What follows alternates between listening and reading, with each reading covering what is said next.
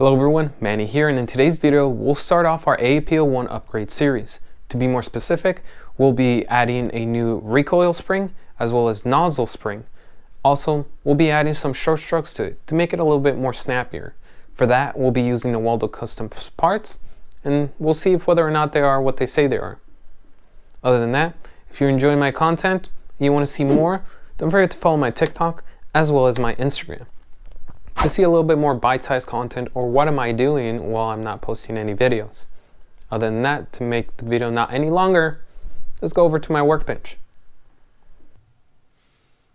Now that we're here at the workbench, you can see all the parts and all the stuff that we're going to need for this job to get done. For the actual parts, we'll be using the Waldo Custom brand of parts for the AAP-01, but it doesn't necessarily have to be those. As well as we'll need a Phillips head screw as well as a hex key. Both sizes are going to be shown as I'm using them on the video. And of course our AAP-01. Just for a little bit of starters, we're going to do a slight little test just to see how it looks without the actual new parts. Right? And we'll have that for a little bit of comparison at the end of this video. Now let's begin the actual installation process. To make things a lot simpler, we're going to remove the lower for the AAP-01 so that way it doesn't get in the way, and that way we only work with the upper itself. We're going to grab our hex screw, which is size H2, and we're going to remove the two screws that are located on the actual rear sight. Again, you must ensure that the size of the actual tools that you're using are for the screws themselves, or you risk stripping the actual head, and it'll be a nightmare trying to acquire an actual screw for it. Or it might also cause your gun to malfunction since it's not being held appropriately. Let's remove both screws and set them aside. You'll remove the sight, which should come off easily. Set that aside, and by pulling the actual charging handle of the actual bolt will come out, and that way we'll set aside the actual upper. And there you have it. We have access to the actual bolt itself. Now the next step for that is actually switching out and grabbing your Phillips head, which is going to be a PH0, and there should be two screws holding down the actual nozzle as well as the springs for the actual AAP-01. Lightly remove one little by little so that way the tension is removed. Even though the actual AAP-01 springs aren't under such high tension, you can never be safe. That way you don't lose any parts whatsoever, or for them to fly away. Someone that's worked in a lot of airsoft guns, or anybody that's done that, you can relate a little bit. You should have two screws, set those aside, and just by tipping it over, the actual rest of the component should pop out. In this case, the little part that holds on to the nozzle spring as well as the actual nozzle itself. We'll pull the nozzle out. We'll tip over to pull out the actual recoil spring, set it aside, as well as the rod itself. There you have it. We've disassembled the actual gun itself all the way down. Now that we've reached this point, we should be able to install the next parts themselves. We're going to grab the recoil spring rod, and we'll grab a couple of buffers for the actual AAP-01. Since these actual short stroke buffers are more malleable and actually softer, it should be easier to increase the amount of them more than the actual solid ones that were first out on the market. So we'll grab a couple of these.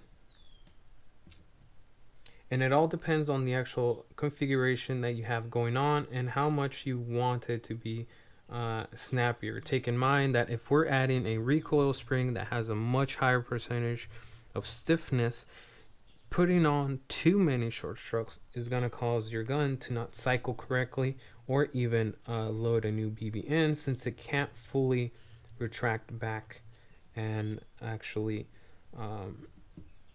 cycle a new BB into the chamber. So take that in mind. So we'll grab the actual yellow, and then the two black ones. Doesn't really matter the style you have it in, but always make sure that the actual metal aluminum plate that it comes with ends up in the front. That is to ensure that the actual spring is not squishing onto the short strokes and damaging them as well.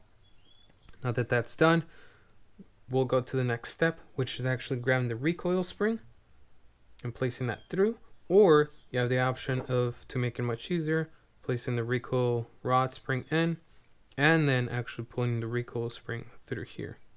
I'd suggest the second option. Now that that's in there, let's focus on the actual nozzle spring. Nozzle spring is being held by a little arm that is set down into right here. We'll pull the old nozzle spring, set that aside, and we'll put the new one. The new one is a little bit stiffer, so it's going to be a little bit harder to set it down all the way down to the actual arm itself. Take that in mind. Make sure you push it in from down below here and not from the top, because then you might cause it to bend and warp. There you go. That's fully seated down there. And now that that is fully seated down, we can start the actual reassembly of the actual bolt. We'll take the nozzle first, place back the nozzle into its place, and we'll grab the new recoil spring and push that back down. We'll grab one of the screws and we'll lightly screw back on with a Phillips head screw, slightly but not all the way, to ensure at least it holds it down. And then we'll put the other screw in and screw that down all the way, and then finish it off by screwing the other side completely. Just make sure that you don't hand tighten it too much, because then it might cause the actual screw to strip or to damage the internal parts inside of it, not allowing it to work properly. Just to make sure that everything's okay, you can push on the actual recoil rod spring and see that it's actually cycling straight through the actual bolt itself. Now that that's done, let's put back our AAP-01, and it should be the same steps as usual, just in reverse. To start this off, we're going to grab our upper, grab the actual bolt, and place it back into the actual upper itself. Make sure you push down so that way all the holes are aligned and there's no issues. We'll grab our rear sight, place the rear sight back on, and then for that, we'll switch back to our hex head. Take that in mind that while I didn't mention it while using the actual installation parts, I would recommend, once again, to use blue thread lock if you find the perfect adjustment for your short stroke kit on all the screws that you're placing back. That way it prevents the actual AAP-01 from malfunctioning, as well as it keeps the screws in place. We'll put back the screw on the rear side, tighten it slightly, and then grab the last one and place it back. And now that that's done, we'll put the lower back on. And that's pretty much it. We've just installed a short stroke kit, a nozzle spring, as well as a recoil spring in one take, in less than probably 3 to 4 minutes. Just to make a comparison, let's check out how much snappier it is.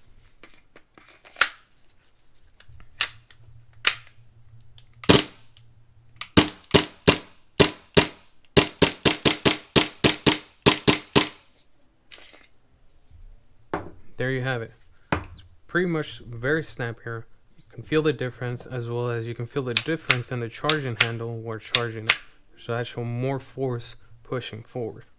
But yeah, that's pretty much it. Let me know what you guys think, and whether or not you're gonna go with actual Waldo Customs or a different brand of AAP-01 parts. Let me know in the comments down below if the AAP-01 is even something that you like using. I love it, I enjoy it, and that's why I'm making a second build out of it. Don't forget to follow my social medias down below, as well as ensuring that you subscribe and hit the notification button. That way you can see what other videos I'm having. I'll be making upgrade videos on this AAP-01 down the road as parts come in. Other than that, that's pretty much it. This has been Manny, and until next time.